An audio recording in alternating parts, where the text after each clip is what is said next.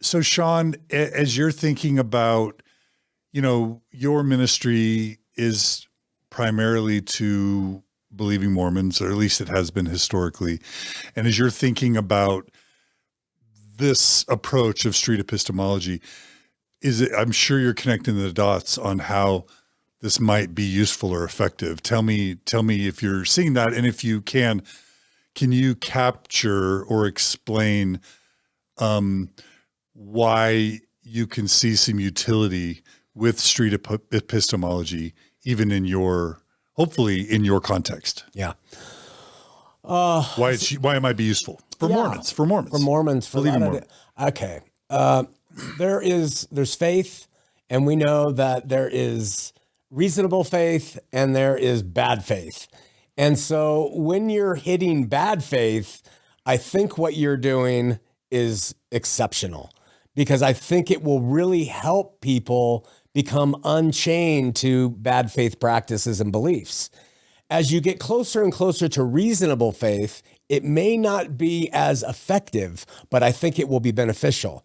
Because even in realms of reasonable faith, what you're doing is asking people to say, why do you believe like you do? And people really, from my experience, they have no idea.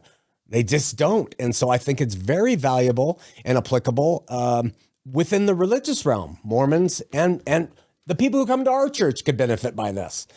Think. Why? I mean, God says you got to worship him with your heart, soul, and mind. It's not mindless. This appeals to the mind. Figure it out why you believe what you do, because people can only get stronger with good information, not weaker. And so I think it's a great thing. Yeah. I feel like I'm expected to say something at this moment, but I don't know what more I can say. I mean, this is really valuable for us to get this kind of feedback. And it's not uncommon. We get this feedback quite a bit from people, not only people who have participated in these interactions, but have listened to them or watched them. Mm-hmm.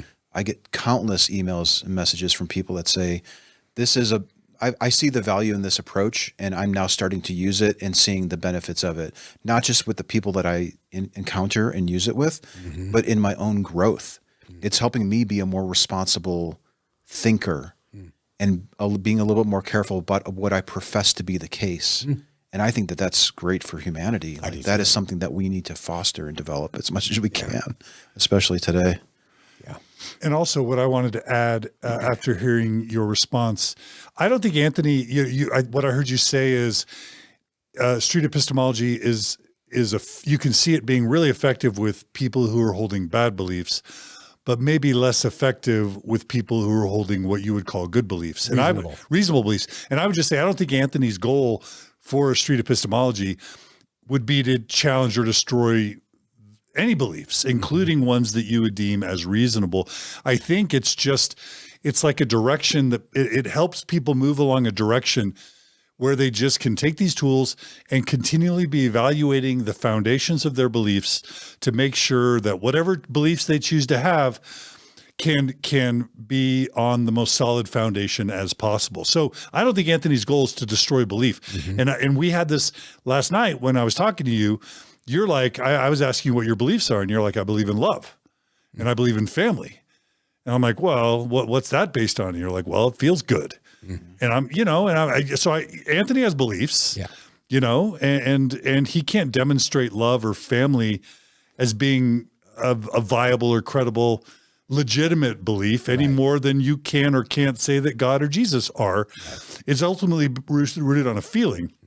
So all I'm saying is I don't think your goal, Anthony, is to destroy all belief. It's just to be able to get this set of tools to be able to make sure that your beliefs are as well grounded as possible in as solid of a foundation as possible, and in a foundation that does the least harm and the most good. Yeah, that's a good way of putting it. I like to phrase it as this, that by participating in the application of these tools internally and with other people, the idea here is to align our beliefs with the likeliness of it being true, because it has implications for how we act out and behave. Now, interestingly, your belief is causing you to behave better. Like, you are a better person because you have this belief. if that is the goal of SE, then why would we want to challenge something like that? Now, it's worth pursuing because there may be limitations to this conclusion that you've come to, and there might be other ways of achieving meaning and purpose without that. Or being a good person. We always want to keep pushing a little bit and never be content with where we're at. Right. Because we act out on the beliefs that we hold, and curtailing our actions, aligning our actions with the confidence that we have in our conclusions is really a useful thing. Yeah. So we have people running around and interacting with reality in the most responsible way possible. That is how humans survive. That's what we have to do to get off this rock and move on and make this thing real.